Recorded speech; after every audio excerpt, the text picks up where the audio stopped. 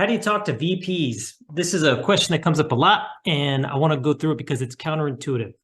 The most important thing you need to understand is that VPs are busy and they get a lot of email and they get a lot of questions, and you have to figure out how to take your natural conversation and write that down in the emails and then flip it on its head, like literally flip it in reverse. We're going to do this live. We're going to go over an email that I had to change from its original form and prep it for a VP. And let's see if I can get the screen share. Bam! All right, we're in it. Okay. Hey everyone, Nomadic Chad. We're talking 10-minute revenue operations. The goal here is to make money, use your money to buy traffic, and then live wherever you want. So what I do is operations at a tech firm. That is my day job, my 9 to 5. That's not a 9 to 5. But in it, I am VP, sales leadership facing, VP facing. The CEO even hopped in on an email thread the other day. And what I've learned over time is that these guys are super busy. So think about even in your own life, you get a ton of email. What happens like on the screen right now in this original, when you see this, when you see all these paragraphs, no spacing, what do you actually see? And the answer is you see nothing. You skip over it, you dump it, you archive it, you don't reply. So if you write big, long emails like this to your VP, they're not going to get read. So let's go through this one line by line and see if we can break this apart. All right, first off, the stakeholder here, I changed all these names. I changed the specifics. You know, you'll recognize some things like CDM, AE, et cetera, if you're in sales. But otherwise, I just want to be clear, this is generic information. All the names have been changed. So, hey, John and Chad, take a look at the email below. I'd like to craft to send to Sandra, Sandra being our VP here, as our recommendation for a verticals organization. Vertical is made up for a particular business segment that I work with at this tech firm. We're going to use the word verticals here. So this is what it would have looked like had he sent it on its own. Hi, Sandra. He's intuitive enough to say, okay, I need to bold my headers here. So headers work. And then he itemized it. He put the wrong itemization, and then he's got some recommendations here. And you can see it goes on pretty long. So let's talk about the general premises.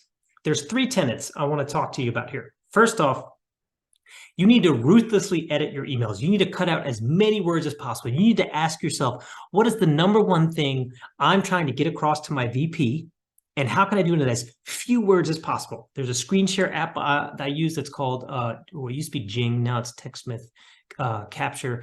Their slogan for the longest time was say more, talk less. So you really got to think about it in your head. How can you say more and talk less here?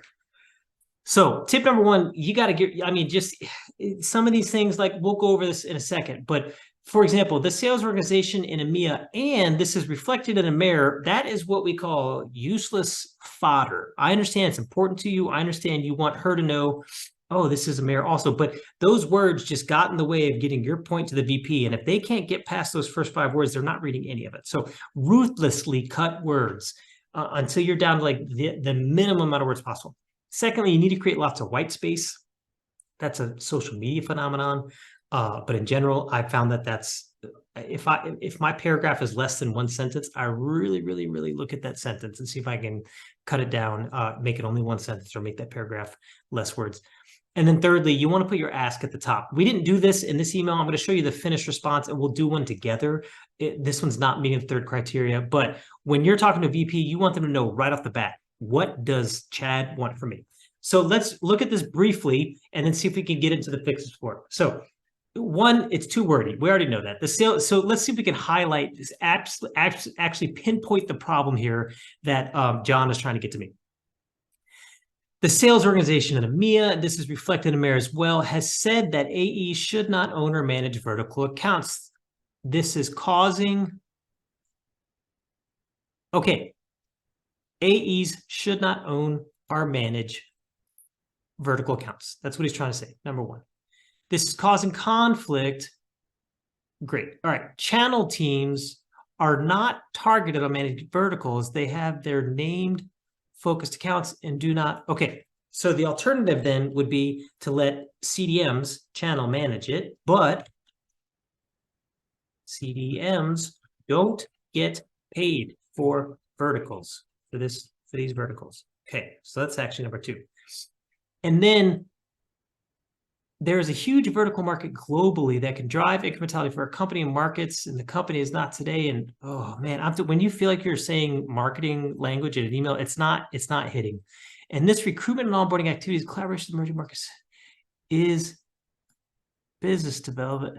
I think I know what I put here. I clarified, but what we're trying to say is we don't have enough BDMs. All right, hold this. Boom, and you become number 3. Okay, so what we were actually trying to say here is, hey, Sandra, AEs, sales leadership is telling us AEs should not own or manage vertical accounts. Okay, well, who's going to do it? Well, CDMs don't get paid to manage the verticals. Okay, and also we don't have enough BDMs to manage the verticals. That's a pretty, those 3 are a clear problem statement. So let's look at what this actually turned into. Got my timer here, so I'm not running you guys into 15 minutes. Okay, here was the cleaned up version. Now, just digest this for 1 minute. First off, I want you to feel the feeling, even if this isn't a perfect email. Do you want to read this? No. Shortcut answer, no. Will you read this? If you're truly busy VP, probably not, but the chances are much higher in reading this one. And why?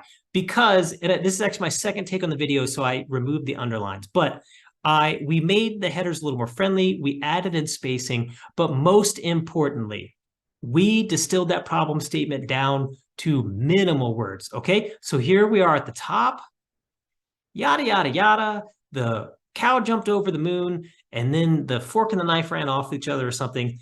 But instead, what we're trying to say is sales leaders don't want AEs to own verticals. Bottom line, that's clear as it gets. Now, removing AEs hurts coverage for verticals and adds workloads to CDMs who are not comped on these accounts. And also, this email went out weeks ago. So, I'm looking at it post. I've had a couple weeks to let this get fresh in my head. This is too long. I would still say that this sentence needs to be cut down. And let's see, is there any way I could do it? I don't want to take too much time on this.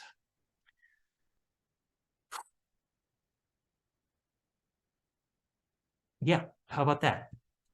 CDMs are too busy already, and